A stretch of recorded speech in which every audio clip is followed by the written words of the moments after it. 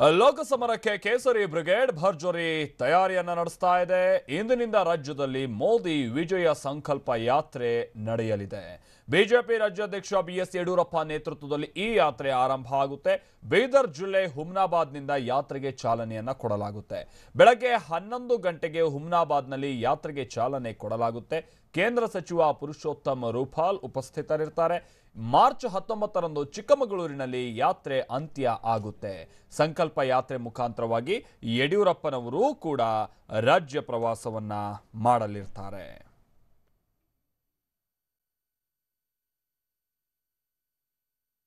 ಕಿರಣ್ ನಮ್ಮ ಪ್ರತಿನಿಧಿ ಇದಕ್ಕೆ ಸಂಬಂಧಪಟ್ಟಂತೆ ಮತ್ತಷ್ಟು ಡೀಟೇಲ್ಸ್ ಅನ್ನ ಕೊಡ್ತಾರೆ. ಕಿರಣ್, ಈ ಮೋದಿ ವಿಜಯ ಸಂಕಲ್ಪ ಯಾತ್ರೆ ಇದರ ವಿಶೇಷತೆಗಳೇನು, ಹೇಗೆ ಯಾತ್ರೆ ಸಾಗುತ್ತೆ, ಮತ ಗಳಿಕೆಯನ್ನ ಮಾಡುವಂತಹ ನಿಟ್ಟಿನಲ್ಲಿ ಎಷ್ಟರ ಮಟ್ಟಿಗೆ ಬಿಜೆಪಿಗೆ ಇದು ಪೂರಕ ಆಗಬಹುದು ಅನ್ನುವಂತ ನಿರೀಕ್ಷೆಯನ್ನ ಅವರು ಇಟ್ಕೊಂಡಿದ್ದಾರೆ? ಕಿರಣ್, ಮಾಲ್ತೇಶ್, ಈ ಹಿಂದೆ ಕೂಡ ಬಹಳಷ್ಟು ಚುನಾವಣೆಗಳಲ್ಲಿ ಯಾತ್ರಾ ಸ್ವರೂಪದಲ್ಲಿ ಪ್ರಚಾರವನ್ನ ಕೈಗೊಂಡಿದ್ದಂತಹ ಬಿಜೆಪಿ ಈ ಬಾರಿ ಕೂಡ ಅದೇ ಮಾದರಿಯಲ್ಲಿ ಲೋಕಸಭಾ ಚುನಾವಣೆಯನ್ನು ಎದುರಿಸೋದಕ್ಕೆ ಹೊರಟಿದೆ. ಅದೇ ಕಾರಣಕ್ಕೆ ರಾಜ್ಯಕ್ಕೆ ಸೀಮಿತವಾಗಿ ಮೋದಿ ವಿಜಯ ಸಂಕಲ್ಪ ಯಾತ್ರೆ ಅನ್ನುವಂತಹ ಒಂದು ವಿಶೇಷವಾದಂತಹ ಒಂದು ಪ್ರಚಾರ ಕಾರ್ಯಕ್ರಮವನ್ನ ಬಿಜೆಪಿ ಹಮ್ಮಿಕೊಂಡಿದೆ.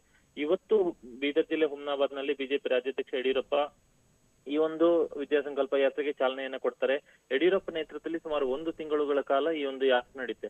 ಈ ಒಂದು ಯಾತ್ರೆಯಲ್ಲಿ ಪ್ರಮುಖವಾಗಿ ಇಲ್ಲಿ ಸಭೆಗಳನ್ನ ಆಯೋಜನೆ ಮಾಡುವಂತದ್ದು, ಎಲ್ಲಾ 28 ವಿಧಾನಸಭಾ ಕ್ಷೇತ್ರಗಳನ್ನ ತಲುಪುವಂತಹ ರೀತಿಯಲ್ಲಿ ಸಭೆಗಳನ್ನ ಆಯೋಜನೆ ಮಾಡುವಂತದ್ದು. ಅಂದ್ರೆ ಬಿಜೆಪಿಯವರು ಈಗಾಗಲೇ ಆಯೋಜನೆ ಮಾಡ್ತಾ ಇರುವಂತಹ ಶಕ್ತಿ ಕೇಂದ್ರ ಪ್ರಮುಖರ ಸಭೆ ಇರಬಹುದು, ಅಥವಾ ಬೂತ್ ಲೆವೆಲ್ ಸಂಪರ್ಕ ಮಾಡುವಂತಹ ಒಂದು ಕಾರ್ಯಕರ್ತರ ಸಭೆ ಇರಬಹುದು, ಬೈಕ್ ರ್ಯಾಲಿಗಳಿರ್ಬೋದು, ಅಥವಾ ಕಮಲ ಜ್ಯೋತಿ ಕಾರ್ಯಕ್ರಮಗಳು, ಈ ರೀತಿಯ ಬಿಜೆಪಿಯ ಸುಮಾರು ಚುನಾವಣೆಯ ಉದ್ದೇಶದಿಂದ ಹಮ್ಮಿಕೊಂಡಿರುವಂತಹ ಸುಮಾರು 23 ಅಂಶಗಳ ಕಾರ್ಯಕ್ರಮಗಳಿವೆ. ಅವೆಲ್ಲವನ್ನೂ ಕೂಡ ಈ ಒಂದು ಯಾತ್ರೆಯ ಸಂದರ್ಭದಲ್ಲಿ ಮಾಡುವಂತದ್ದು. ಹೀಗಾಗಿ ಯಡಿಯೂರಪ್ಪ ಈ ಸಂದರ್ಭದಲ್ಲಿ ಪ್ರತಿ 28 ಲೋಕಸಭಾ ಕ್ಷೇತ್ರಗಳಲ್ಲೂ ಕೂಡ ಪ್ರವಾಸವನ್ನ ಮಾಡ್ತಾರೆ. ಅವರ ಜೊತೆಲಿ ಉಳಿದಂತಹ ನಾಯಕರುಗಳಿರುವಂತವ್ರು ಎಲ್ಲರೂ ಕೂಡ ಆಯಾ ಜಿಲ್ಲೆಗಳಲ್ಲಿ ಅವ್ರನ್ನ ಸೇರ್ಕೊಳ್ತಾರೆ. ಇಲ್ಲಿ ಈ ಒಂದು ಯಾತ್ರೆಯ ನಡುವೆ ಪ್ರಧಾನಿ ಮೋದಿ ಅವರ ರ್ಯಾಲಿ ಕೂಡ ಬರುತ್ತೆ. ಆ ಒಂದು ರ್ಯಾಲಿ ಅಲ್ಲಿ ಕೂಡ ಪ್ರಧಾನಿ ಮೋದಿ ಅವರು ಪಾಲ್ಗೊಳ್ಳೋರಿದ್ದಾರೆ. ಸುಮಾರು 1,000 ಜನರನ್ನು ಸೇರಿಸಿ ಭಾಷಣವನ್ನ ಮಾಡುವಂತದ್ದು ಮತ್ತು ಒಂದೊಂದು ವಿಧಾನಸಭಾ ಕ್ಷೇತ್ರವಾರು ಕೆಲವೊಂದಷ್ಟು ಸಭೆಗಳನ್ನ ಮಾಡುವಂತದ್ದು, ಈ ರೀತಿಯಾಗಿ ಹಲವು ಅಂಶದ ಕಾರ್ಯಕ್ರಮಗಳನ್ನ ಬಿಜೆಪಿ ಹಮ್ಮಿಕೊಂಡಿದೆ. ಎಲ್ಲವನ್ನೂ ಸೇರಿಸಿಕೊಂಡು 1 ತಿಂಗಳ ಕಾಲ ನಡೆಯುವಂತಹ ಒಂದು ಪ್ರಚಾರಕ್ಕೆ ಮೋದಿ ವಿಜಯ ಸಂಕಲ್ಪ ಯಾತ್ರೆ ಅನ್ನುವಂತ ಒಂದು ಹೆಸರನ್ನು ನೀಡಲಾಗಿದೆ.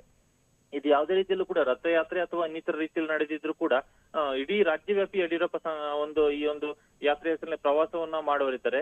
ಅಲ್ಲಲ್ಲಿ ಸಭೆಗಳನ್ನ ಮಾಡುವಂತದ್ದು ಮತ್ತು ಇತರ ಕಾರ್ಯಕ್ರಮ ಆಯೋಜನೆ ಮಾಡುವಂತದ್ದು, ಈ ರೀತಿಯಾದಂತಹ ರೀತಿಯಲ್ಲಿ 1 ತಿಂಗಳುಗಳ ಕಾಲ ಲೋಕಸಭಾ ಚುನಾವಣೆಗೆ ಪ್ರಚಾರವನ್ನ ಮಾಡುವಂತದ್ದು ಈ ಯಾತ್ರೆಯ ಉದ್ದೇಶ ಆಗಿರುವಂತದ್ದು. ಇಲ್ಲಿ ಲೋಕಸಭಾ ಚುನಾವಣೆ ದಿನಾಂಕ ಘೋಷಣೆ ಆಗುವುದಕ್ಕೂ ಮುನ್ನವೇ ಈ ಒಂದು ಯಾತ್ರೆಯನ್ನ ಮುಕ್ತಾಯಗೊಳಿಸಬೇಕು. ಆ ಮೂಲಕ ಇಡೀ ರಾಜ್ಯದಲ್ಲಿ ಬಿಜೆಪಿ ಪರವಾದಂತಹ ಒಂದು ಅಲೆಯನ್ನ ಎಬ್ಬಿಸಬೇಕು ಅನ್ನುವಂತಹ ಒಂದು ಉದ್ದೇಶವನ್ನು ಇಟ್ಟುಕೊಂಡು ಈ ಯಾತ್ರೆಯನ್ನ ಇವತ್ತಿನಿಂದ ಆರಂಭ ಮಾಡಲಾಗ್ತಿದೆ.